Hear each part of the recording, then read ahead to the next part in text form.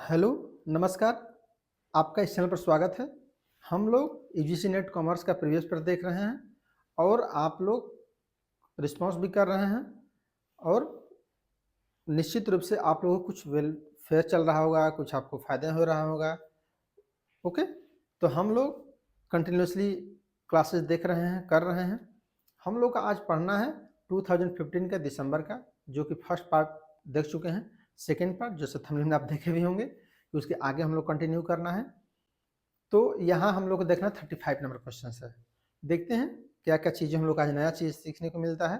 तो क्लास में बने रहिए, कुछ चीज़ें निश्चित रूप से आपको देखने को मिलेंगी अच्छी, जो कि आपको कोई भी एग्जाम आप देने जाएंगे आगे, नेट यूजीसी नेट या कोई भी, तो निश्चित रूप से आपको एक अच्छी दिशा मिलेगी, अच्छा क्वेश्चन सॉल्व कर पाएंगे। Right, next, A firm with A high operating leverage. High operating leverage कब यूज होता है? कोई भी क्वेश्चन आ जाए हाई ऑपरेटिंग लीवरेज से, तो ऑपरेट लीवरेज का मकसद ही यही है। लीवरेज अगर आ जाए शब्द तो समझिए कि या तो फिक्स्ड कॉस्ट की बात की जा रही है या फिक्स्ड कॉस्ट ऑफ कैपिटल की बात की जा रही है। दोनों में से कोई एकदम निश्चित है, पहली बात। दूसरी, इसकी बात की जाएगी तो ऑपरेटिंग लीवरेज होगा और इसकी बात की जाएगी तो फाइनेंशियल लीवरेज होगा। इसका बात को भी ध्यान रखना है, कहीं पर आप लोग नोट कर लीजिए कि ये फिक्स्ड कॉस्ट की बात की जा रही है तो ऑपरेटिंग लीवरेज की बात की जा रही है। फिक्स्ड कॉस्ट ऑफ कैपिटल की बात की जा रही है, जैसे डेब्ट का कैपिटल क्या होता है, फिक्स्ड होता है कॉस्ट इसकी, क्योंकि इंटरेस्ट फिक्स है, तो वो फाइनेंशियल लीवरेज की बात की जाएगी। अब क्वेश्चन करिए, देखिए कितना ईजी हो जाएगा क्वेश्चन सॉल्व करना। Low fixed cost in production process, high variable cost in the production process, high fixed cost in the process, high cost. Okay, high fixed cost जब रहेगा तो हाई यहाँ पे ऑपरेटिंग लीवरेज होगा, क्योंकि लीवरेज इसी बात को बताता ही है कि फिक्स कॉस्ट जितना हाई होगा लीवरेज उतना ही हाई है, जितना ये कम होगा उतना लीवरेज कम है। इसके साथ मतलब पॉजिटिव संबंध है, ऐसे समझिए। फिक्स कॉस्ट और लीवरेज के बीच पॉजिटिव संबंध है।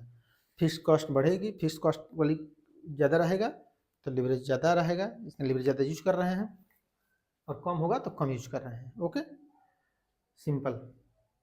चलिए तो नेक्स्ट चलते हैं।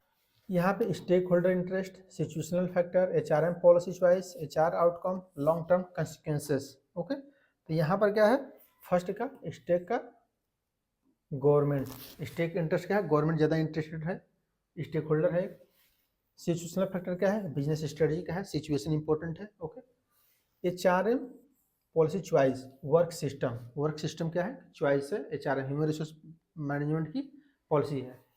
HR outcome, cost effectiveness and long term consequences, individual wellbeing, तो इंडिविजुअल वेलबींग के लिए होती है। तो दो तीन चीज़ ध्यान रखिए कि स्टेक होल्डर में गवर्नेंट होती है, सिचुएशनल फैक्टर में बिजनेस स्ट्रेटजी ध्यान रखी जाती है, एचआरएम पॉलिसी में वर्क सिस्टम्स, वर्क का सिस्टम क्या है, ये सब चीज़ों को ध्यान में रख करके हम लोग इसको सॉल्व करते हैं। राइट, तो अब ये सब क्वेश्चन को रिपीट नहीं होना है, तो इसलिए ज़्यादा पढ़ने की जरूरत नहीं है। जहाँ आवश्यकता पड़ेगी मैं बताऊंगा, और इस बात को भी ध्यान रख रही है कि जिस क्वेश्चन में ज़्यादा मैं टाइम दे रहा हूँ, समझिए कि उसमें आप लोगों को टाइम देना है और उसको और ज़्यादा तरीके से तैयार करना है। ओके, मैं कुछ चीज़ें बताऊंगा, कुछ चीज़ अपने लेवल पर तैयार करेंगे। Right, the committee which promote workers participation in management are usually established only at the corporate level, plant level, shop floor level, all the above। इस सभी लेवल पर मैनेजमेंट को पार्टिसिपेशन ध्यान रखना चाहिए, चाहे प्लांट लेवल पर हो, चाहे कॉर्पोरेट लेवल पर हो, शॉप लेवल पर हो, किसी लेवल पर हो, सभी पर ध्यान रखना पड़ता है। राइट, नेक्स्ट है,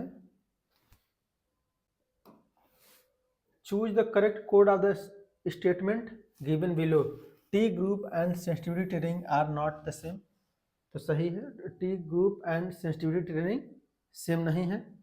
T group participate belong A diverse group and may not be familiar with each other, एक दूसरे से फेमिलियर नहीं होते हैं। इसमें T group training session are well structured, T group training की जो सेशन है वो वेल स्ट्रक्चर्ड होते हैं। ये तीन चीज़ें हैं। तो यहाँ क्या है, यहाँ दो सही है, T group sensitivity training not same, T group participants belong करते हैं डाइवर्स ग्रुप्स, विभिन्न ग्रुप से जो फेमिलियर विथ ईच अदर, जो एक दूसरे से फेमिलियर होते हैं। T group training session are well structured, well structured नहीं है, ये आपका गलत हो जाएगा। टी ग्रुप को ध्यान रखिए, टी ग्रुप को सेंसिटिविटी ट्रेनिंग भी कही जाती है, और इसको कौन सा है सेंसिटिविटी ट्रेनिंग का, कर्ट लेविन इसके फाउंडर हैं, जो कि 1940 में कॉन्सेप्ट दिया गया था, राइट। तो इतना ध्यान रखे रहिएगा ताकि नेक्स्ट में कभी क्वेश्चन आए तो आप उसको सॉल्व कर पाए। Next question, a review is heavily influenced only by any one characteristics of the employees whose performance is being reviewed as known as। यहाँ पूछा जा रहा है कि कोई इन्फ्लुएंस हो रहा है एक कैरेक्टर से, और एक कैरेक्टर से इन्फ्लुएंस होने के कारण वो परफॉर्मेंस की एवल्यूशन कर रहा है, तो कौन सा कर रहा है, हेलो इफेक्ट, राइट। कुछ इफेक्ट मैं बता दे रहा हूँ, तो आपको लाइफ टाइम याद रखना चाहिए, और ये लाइफ टाइम इसलिए भी याद रखना है किसी को जज करते समय भी, वो चाहे मुझे जज कर रहे हैं, चाहे अपने पेरेंट्स को जज कर रहे हैं, चाहे अपने गर्लफ्रेंड को जज कर रहे हैं, चाहे अपने बॉयफ्रेंड को जज कर रहे हैं, चाहे गवर्नमेंट को जज कर रहे हैं, चाहे कोई भी व्यक्ति हो समाज का, उसको जजमेंट दे रहे हैं, तो ये सब चीज़ें ध्यान रखना है। अब कुछ चीज़ें समझ लीजिए, ये तो कोई इरर है नहीं, इसका कोई मतलब नहीं, recency event, okay. Error recency means कि जो तत्काल घटना घटी है उसको हम ध्यान रखते हैं, पहले जो घटना घटी है उसका कोई महत्व नहीं है। ये गवर्नमेंट के साथ देखते होंगे, ऐसा होता होगा, जैसे इसमें जो गवर्नमेंट चल रही है उसको लोग इफेक्ट ज़्यादा कर रहे हैं। इफेक्ट क्यों कर रहे हैं, कि उनको लग रहा है कि ये गवर्नमेंट बहुत अच्छा काम कर रही है, ये काम हो रहा है, उनके पीछे क्या हुआ किसी को पता ही नहीं है। इसका मतलब सब लोग किस बात से इरर में चल रहे हैं, रिसेंसी इफेक्ट इरर के कारण। मैं ये नहीं कर रहा हूँ कि ये खराब काम कर रही है, लेकिन क्या आप जितना इस समय सोच रहे हैं कोई भी डिसीजन देने के लिए, क्या ये डिसीजन उतना पढ़ाई, उतना नॉलेज, उतना टाइम क्या पिछले 10 साल 20 50 साल पहले जो गवर्नमेंट काम की थी क्या उसके लिए दिए थे, चाहे दिए हैं नहीं दिए हैं, फिर आप गलत कैसे ठहरा पा रहे हैं। इसका मतलब कि आप रिसेंसी इवेंट्स इधर यूज कर रहे हैं, कि जो आज चीज़ें चल रही हैं 2 साल से चल रही हैं 1 साल से चल रही हैं उसको हम ज़्यादा ध्यान रखेंगे, जो पहले भी उसको भूल जाएंगे। तो ये इधर यूज नहीं करना है। एक होता है glass ceiling effect. Glass ceiling effect बताता है कि जेंडर इनइक्वलिटी या डिस्क्रिमिनेशन, जेंडर डिस्क्रिमिनेशन। तो जेंडर डिस्क्रिमिनेशन में क्या हो, जेंडर को डिस्क्रिमिनेट किया जाता है कि लेडीज हैं तो यहाँ नहीं पहुँच पाएंगी, वुमेन्स हैं तो, या गर्ल्स हैं तो, और बॉयज हैं तो ये पोस्ट ले सकते हैं, ये भी इरर दिखाई पड़ता है। और आप देख लीजिएगा भारत के लगभग, जैसे आज ही देख लीजिए यूपी में चाहे और स्टेट के देख लीजिए, इतनी गवर्नमेंट चल रही हैं, लेडीज कितनी हैं मुख्यमंत्री, केवल ममता बनर्जी, सोचिए, और कोई है, और एक दिल्ली की मान लीजिए इसमें बनी हुई है, ओके। आप सोचिए कि अभी तक कोई है इस समय, चाहे आप वित्त मंत्री देख लीजिए, एक ले लीजिए, एक और पोस्ट देख रहे हैं, कोई नहीं देख रहा है। इसका मतलब क्या है, जबकि ऐसा कोई रूल है नहीं है, लेकिन ऐसा दिखाई पड़ता है, तो इसको ग्लास सीलिंग इफेक्ट कहा जाता है। हॉर्न इफेक्ट होता है हॉर्न इफेक्ट। हॉर्न इफेक्ट क्या होता है, केवल निगेटिव बातों को ध्यान रखना, कि किसी का परफॉर्मेंस के प्रेजर करेंगे तो गलत चीज़ को ध्यान रखेंगे, पॉजिटिव को ध्यान रखेंगे ही नहीं।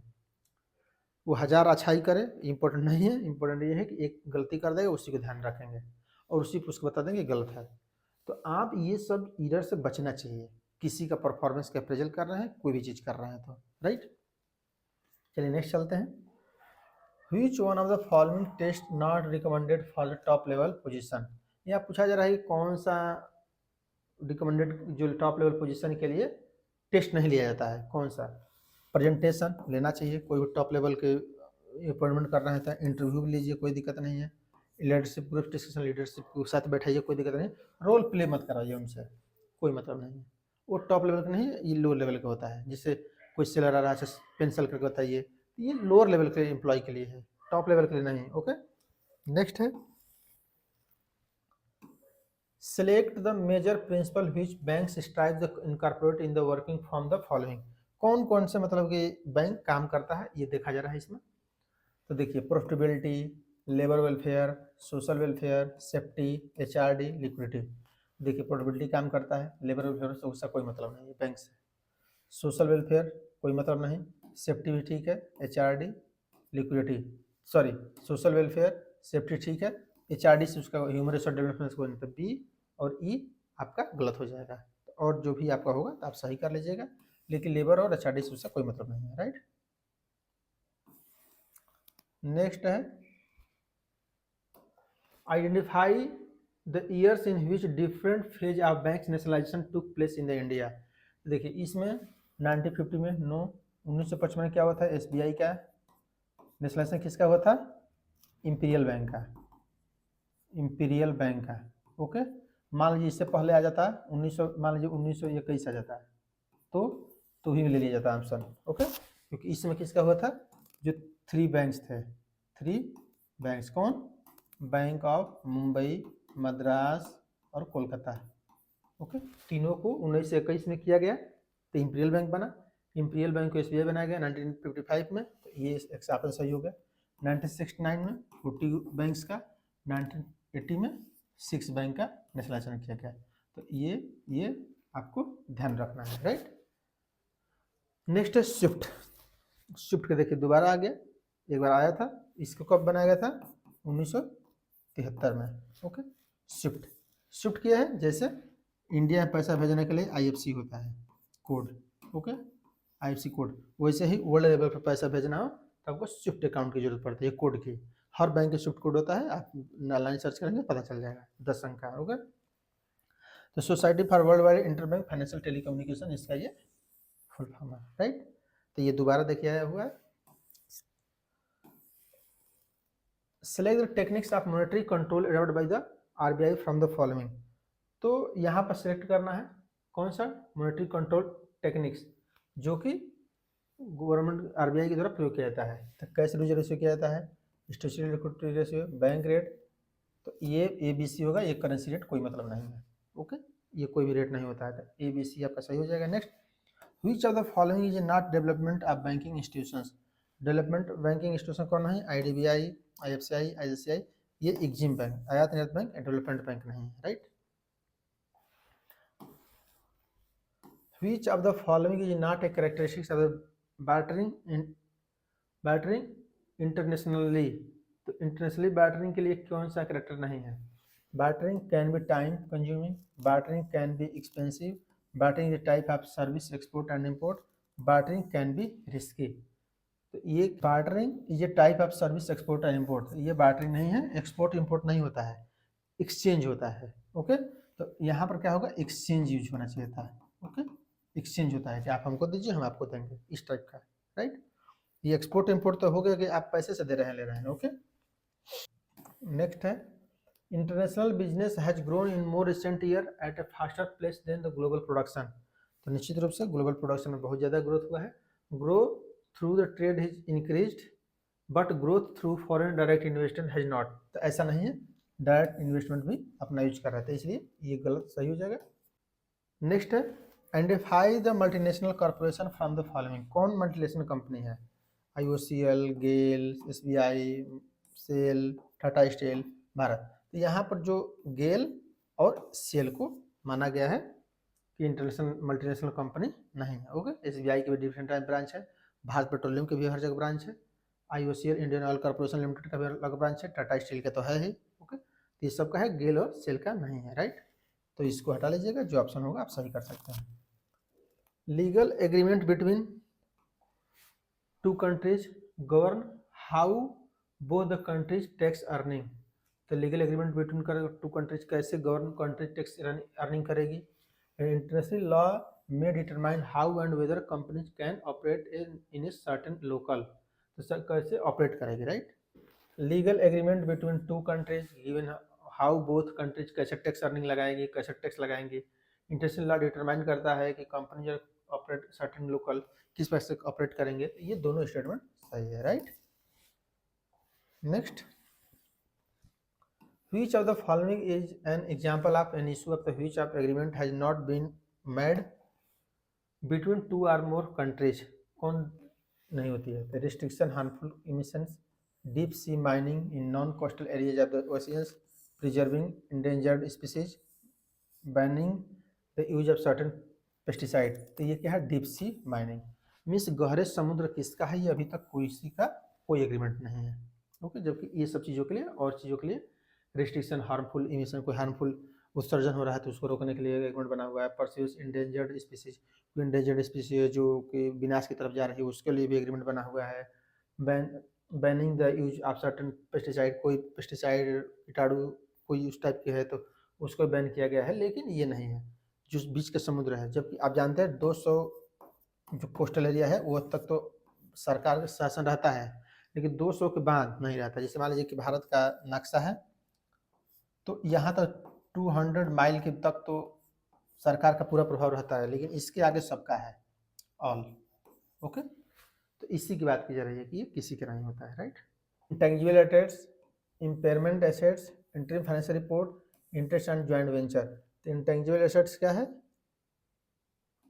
इंडियन अकाउंट में 38, impairment assets third, internal financial reporting Indian account 34 और Indian accounting standard 31, interest joint venture. तो इस प्रकार से आप इसको मैप करा सकते हैं और इसको क्या करिए, सब याद कर लीजिए। इंडियन अकाउंटिंग स्टैंडर्ड था 1 और एक सब एक से भी स्टार्ट होता है, तो एक मैं सोच रहा हूँ क्लास में बना दूंगा तो आप लोगों को इजी तरीके से याद हो जाएगा।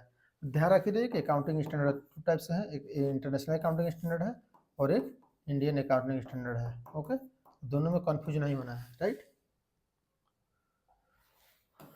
नेक्स्ट है human resource accounting is the measurement of the cost and value of the people to the organisation. सही है, तो ह्यूमन रिसोर्स अकाउंटिंग यही करता है। Human resource accounting involve measuring cost incurred by the organization to recruit, select, hire, train, development, employees and judge their economic value of the organization। तो यहाँ पूछा जा रहा है कि पहला तो सही है मेजरमेंट के लिए, दूसरा है कि जो उसमें सेलेक्ट करने में, ट्रेनिंग में, सबको डेवलपमेंट में खर्च हुआ है उसको वेट किया था, तो ये दोनों सही है, right. Next, from the discharge of function efficiently SEBI has been vested with the following powers. तो क्या है, approved by law of stock exchange, okay, to approve करना लॉ ऑफ स्टॉक एक्सचेंज का, to direct stock exchange to amendment their laws में कोई change करना, inspect the books of accounts and call periodically returns, recognise stock exchange, recognise stock exchange के जो भी books of account है सब देखना कॉल का, inspect the books of accounts financial intermediates, okay, compel certain companies is list their share in more than stock exchange और registration of broker. तो ये सब कुछ होती है, राइट। तो जो भी ये फंक्शन दिया गया है सब RBSB के द्वारा, security exchange board of India के द्वारा 1992 जानते हैं एस्टेब्लिश हुआ था, उसके द्वारा सब किया जाता है, राइट। नेक्स्ट है consider the following characteristics, okay, high risk high return opportunity, small and medium size enterprise, private equity stake in startups, investment funds, attributes are found. कौन से गुण इसमें पाए जाते हैं, mutual funds, venture capital funds, qualified institution buyers, domestic institution investors.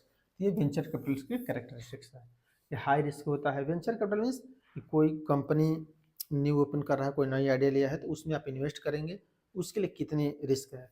जानते हैं कोई नई है तो रिटर्न अपॉर्चुनिटी ज़्यादा होगा, रिस्क भी आई है तो रिटर्न भी आई है। स्मॉल और मीडियम साइज इंटरप्राइज है क्योंकि नई अभी स्टेब्लिश हो रही है। Private equity stake in startups के लिए जो है प्राइवेट स्टेक्स, और इन्वेस्टमेंट फंड के लिए जा रहा है, राइट। तो ये वेंचर कैपिटल फंड्स की बात की जा रही है, राइट। नेक्स्ट है identify the incorrect statement regarding money market among the following. Money market के संबंध, मनी मार्केट जानते हैं short term financial security market है और capital market is long term, तो पहले तो ध्यान रखना है। Next, the call money market deals in the short term financial demand with maturity period varying up the 1 day to 40 days। तो सही है, 1 to 40 days, वैसे 1 साल के लिए होता है लेकिन 40 days भी तो सही है ही क्योंकि उसके अंदर ही आता है। Treasury bill are instrument of short term borrowing by the government of India issued as promissory note under the discount, ये भी सही है। Reduction in the repo rate helps banks to get money at the cheapest rate. Money maker mutual funds invest money specify high quality and very short maturity based on money market instrument.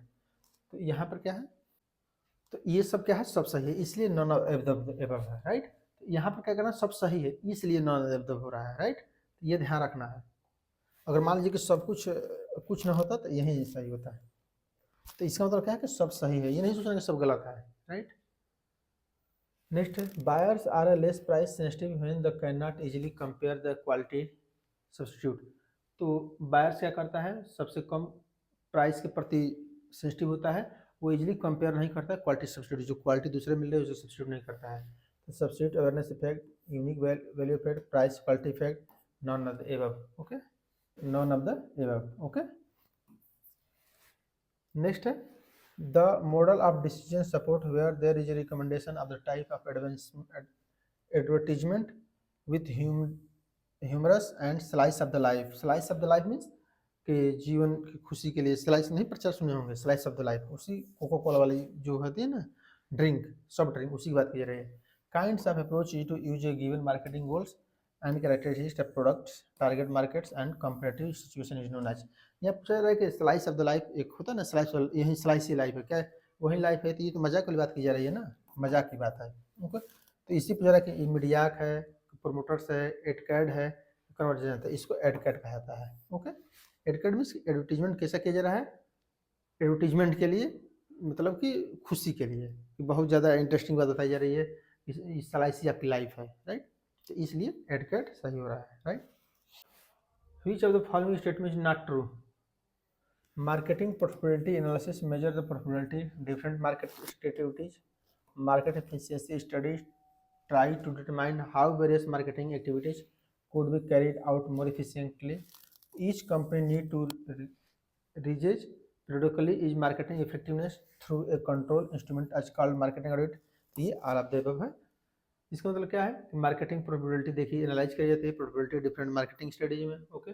Market efficiency determine की जाती है, marketing activities को भी career out more effectively कैसे किया जाए, और each company need to reassess periodically in marketing effectiveness through a control instrument called marketing audit. Marketing audit के द्वारा भी कर सकते हैं, राइट। तो ये क्या हो सकता है, ऑल ऑफ द हो जाएगा, राइट। नेक्स्ट का industry boundaries are blurring incredible rate of companies are recognized that the new opportunity lie at the intersection or two or more industry. It is called globalization, customization, industry convergence, acquisition.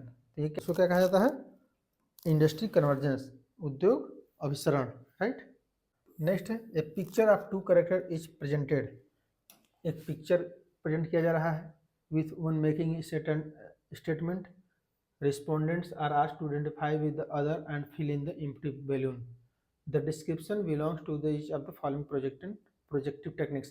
इस projective technique को क्या कहा जाता है, यहाँ पर देखिए कहा जा रहा है कि एक चित्र दिखाया जा रहा है, चित्र दिखा करके एक सेंटेंस बनाया गया है। रिस्पोंडेंट और आस्क्ड, रिस्पोंडेंट से पूछा जा रहा है कि वो खाली स्थान को, बैलून को किस प्रकार भरें, ये सब चीज़ बताई जा रही है। ये किस लिए है, thematic appreciation test, picture competition test, sentence completion test, story completion test. तो ये क्या है पिक्चर कंप्लीशन टेस्ट है। तो ये पिक्चर पूर्ण प्रतियोगिता है, right. Task, element, duty, position, job, occupation. तो ये क्या है, टास्क क्या है,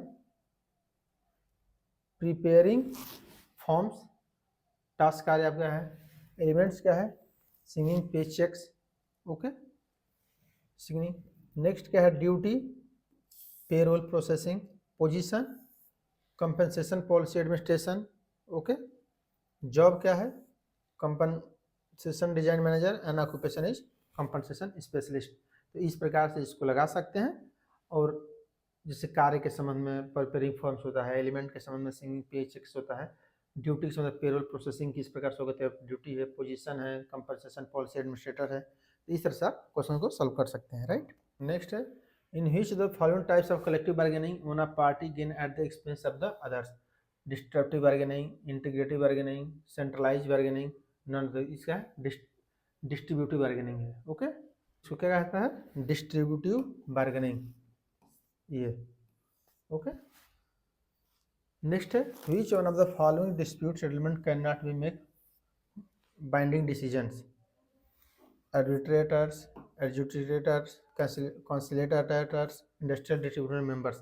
यहाँ पूछा जा रहा है कि कौन सा ऐसा डिसीजन है जो कि बाध्यकारी नहीं है, बाइंडिंग नहीं है, कि आप एकदम बाउंड हैं, ये आपको करना ही है, कंसिलेटर्स, ओके। ये मध्यस्थता जिसको कहा जाता है कि मध्यस्थ भाई आप सहमत हैं डिसीजन तो ठीक है, नहीं समझ तो कोई दिक्कत नहीं है, राइट। नेक्स्ट है ensuring the safety health and welfare of the employees primary purpose of use of the other following acts. कौन फॉलोइंग एक्ट्स है कि कर्मचारी की सेफ्टी देखी जाए, हेल्थ देखा जाए, वेलफेयर देखा जाए, किस सेक्टर में है? ये फैक्ट एक्ट 1948 है। तो ये तो ठीक है, लेकिन आप लोग सब याद रखें, the payment of wage act, the equal termination act, the industrial dispute act 1947, ये सब याद रखें ताकि नेक्स्ट में कभी भी आए तो आप इजीली क्वेश्चन को सॉल्व कर पाएँ। ओके, नेक्स्ट है pension scheme, personal security, financial allowance. अब देखिए यहाँ पर क्या है, पेंशन स्कीम क्या है, प्रोविडेंट फंड है। पर्सनल सिक्योरिटी क्या है, और जिस ये फाइनेंशियल असिस्टेंस सुविधा। पर्सनल सिक्योरिटी है health care family. Financial assistance है ये सीवरेंस पे और अलाउंसेस फॉर। ओके, ये फाइनेंशियल असिस्टेंस के लिए जा रहा है, सीवरेंस में से हटाया जा रहा है इसलिए छटनी के टाइप से। Okay, FFI do not invest in utilisation security, they participate only through stock exchange. यहाँ पूछ रहा है ये फॉरेन इंस्टीट्यूशनल इन्वेस्टर है, मतलब फॉरेन कोई इंस्टीट्यूशन है वो इन्वेस्ट करना चाहता है तो इन्वेस्ट ऑन लिस्टेड सिक्योरिटीज कर सकता है। दे participate only through stock exchange, नहीं केवल स्टॉक एक्सचेंज नहीं उसके से भी कर सकता है। FI can not invest at the time of initial allotment, क्या इनिशियल अलॉटमेंट के साथ नहीं कर सकता? कर सकता है। तो ये क्या है, दोनों रॉन्ग हो जाएगा, वो कर सकता है, राइट। नेक्स्ट है which one of the following is not a member of country in the association of south east Asian nation. तो ये क्या सब है, इसलिए क्वेश्चन रहता है, राइट। यहाँ पर सार्क है अफगानिस्तान, आसियान का हंगरी, नाफ्टा का कनाडा, यू का हंगरी। ओके, तो इस तरह से आप सही कर सकते हैं। NAFTA north Atlantic free trade agreement जानते हैं कनाडा में है, जो भी हुआ होगा उसको बताया जा रहा है कहाँ कहाँ पे ये हुआ होगा, तो उस समय करंट का क्वेश्चन होगा, परंट में इसकी जरूरत नहीं है। Okay, it is not democratic and transparent institutions. यहाँ किसकी बात की जा रही है, वर्ल्ड ट्रेड ऑर्गेनाइजेशन कि किस प्रकार का क्रिटिसिज्म होता है। अगर पूछा जा रहा है कि WTO जो है उसका क्रिटिसिज्म जानते हैं, क्रिटिसिज्म तो है क्योंकि वो सबसे ज़्यादा जो डेवलप्ड कंट्रीज हैं, अमेरिका है, रसिया है, इसको ध्यान रखता है, गरीब कंट्री को ध्यान नहीं रखता है। ओके, तो यही पूछा जा रहा है कि it is not democratic and transparent institutions, ठीक है, सही बात है। It has dominant of the international trade, rich country, बताया ना, रिच कंट्री के लिए benefits of their individual interest, उनके इंडिविजुअल इंटरेस्ट के लिए रिच कंट्री के लिए काम करता है। It encourage a race of the bottom, okay, in wages pitting workers against each other then promoting internationally recognised labour standard. तो ये भी सही है। और it seek A privatisation essential public services, तो ये क्या करता है, पब्लिक सर्विस से ज़्यादा प्राइवेटाइजेशन को ध्यान रखता है, तो इसलिए ये सब सही है, राइट। नेक्स्ट है domestic currency tends to depreciate owing to constant inflation rate, lowering inflation rate, high inflation rate, all of the above. Okay, domestic currency tend to depreciate, ये डिप्रिशिएट हो रही है तो क्या हाई इन्फ्लेशन रेट है, right. Next है consider the following conditions. An individual is a Indian for period 182 days in the financial year in the which year getting his salary income. तो यहाँ पूछा जा रहा है कि 182 दिन भारत में रहा है और उसने 182 दिन की सैलरी ली है भारत में, पहला। सेकंड क्या है, N individual is India is a period 60 days is more during financial year in which he gets salary 35 days more during 5 years immediate preceding to that financial year। ये जो दोनों कंडीशन है वो किस लिए हैं, वो ऑर्डिनरी रेजिडेंट के लिए है। ओके, ऑर्डिनरी रेजिडेंट, तो आप यहाँ पर जो क्वेश्चन होगा ऑर्डिनरी रेजिडेंट इन इंडिया, तो आप सही कर सकते हैं, राइट। ये ऑर्डिनरी रेजिडेंट के लिए कंडीशन है। Next agriculture income and exempted income from tax under the following section income tax, 10(1) के अनुसार है, तो ये याद ही होगा। भारत में आप जानते ही हैं कि एग्रीकल्चर इनकम टैक्स फ्री होती है, क्यों होती है, क्योंकि आप जानते हैं कि मैं कई बार बता चुका हूँ कि इंडिया में जो भी है डेवलपमेंट आज से 200 साल पहले देख रहे होंगे, सब एग्रीकल्चर के कारण हो रहा होगा। वो चाहे कोई भी राजा होगा तो सबसे ज़्यादा शोषण किसका होता होगा, जो हमारे एग्रीकल्चर है, किसान भाई लोग हैं, उनका शोषण हो रहा होगा। अंग्रेज भी आए, चाहे मुगल काल, दिल्ली सल्तनत, कोई भी, गुप्त काल, मौर्य काल, सब लोग शोषण किसका किए होंगे उस समय, किसान का, क्योंकि उस समय तो इंडस्ट्री कुछ थी नहीं। किसका शोषण होगा, जैसे इस समय उद्योगपति का सबसे ज़्यादा शोषण हो रहा है, तो वैसे एग्रीकल्चर का हो रहा था। लेकिन जब हमारा देश स्वतंत्र हुआ 15 अगस्त 1947 को। तो ये गवर्नमेंट ने हमारा आदेश दिया कि इतना दिन तक तो किसान दो दिए ही हैं टैक्स गवर्नमेंट को या किसी भी राजा को, तो अब इन पर टैक्स नहीं लिया जाएगा। तो यहीं पर जो इनकम टैक्स है तो किसके अंडर है, 10(1) के अनुसार। लेकिन आप जानते हैं कि एक प्रोसेस भी है कि केवल ओनली फॉर एग्रीकल्चर इनकम होना चाहिए। यदि 5,000 से ज़्यादा कोई इनकम दूसरी हो जाती है तो इस पर टैक्स कैलकुलेट होता है, लेकिन फिर टैक्स माइनस किया जाता है। तो जब कभी क्वेश्चन आएगा तो उसको देखा जाएगा। तो यहाँ पर कोई नहीं है कि अलग से एग्जाम्पल लिया जाए। ओके, जब क्वेश्चन आएगा तो वहाँ पर मैं डेफिनेटली बता दूंगा। राइट, ये क्या है, ये बताया जा रहा है, एक्ट के संबंध में पूछा जा रहा है कि डिफरेंट टाइप्स की चीज़ें होंगी तो कौन सा एक्ट यूज होता है। Right, in the SSC is default in deemed to be default in making payment tax including tax deducted at source. यहाँ पूछा रहा है कि एक एसएससी है जो डिफॉल्ट करता है या डिम्ड जो माना गया है कि वो टैक्स देगा लेकिन वो टैक्स नहीं दे रहा है, या टीडीएस करना चाहिए था, टैक्स डिडक्शन एट सोर्स, जहाँ अर्निंग हो रही है वहीं पर टीडीएस करना चाहिए था, नहीं किया। वो किस कारण से हो रहा है, तो सेक्शन 201 में रिस्पॉन्सिबल ठहराया जाएगा। राइट, नेक्स्ट है फेल्योर टू पे advance tax directly by the assessing officer. Assessing officer को द्वारा कोई भी एडवांस टैक्स देना था, नहीं दिए, तो ये क्या है, सेक्शन 273 है। और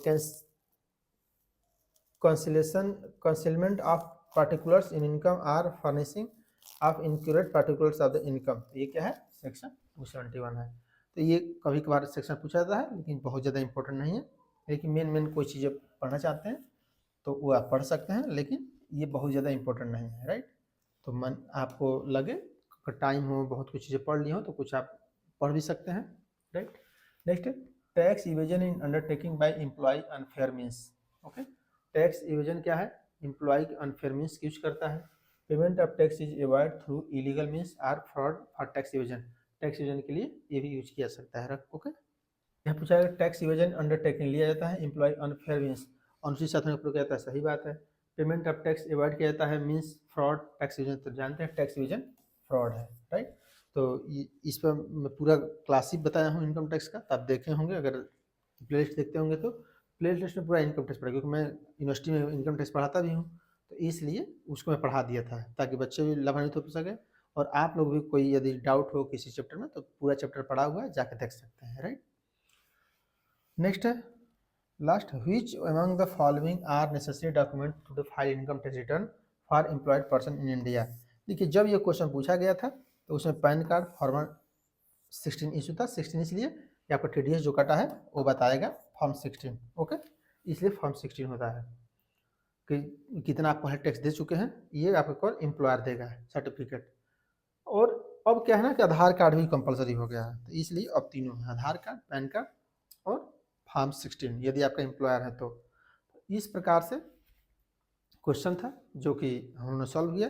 इसमें बहुत कुछ चीज़ें बताने लायक नहीं थी, इसलिए मैंने नहीं बताया। इसीलिए आप देखते होंगे जहां मुझे आवश्यकता पड़ती है डेफिनेटली उस क्वेश्चन को बताता हूं। जहां पे कम है, फैक्चुअल है, बहुत ज़्यादा संभावना नहीं आने की, अचानक कभी आ गया तो उसको छोड़ दीजिए, क्योंकि मैं बताया कि 80-90% पर क्वेश्चन पर ध्यान रखिए। अगर नेट जेआरएफ होना है तो, और आप चाहते हैं नहीं हम विद्वान बन जाएंगे, टॉप कर जाएंगे, तो इससे कुछ नहीं होना है।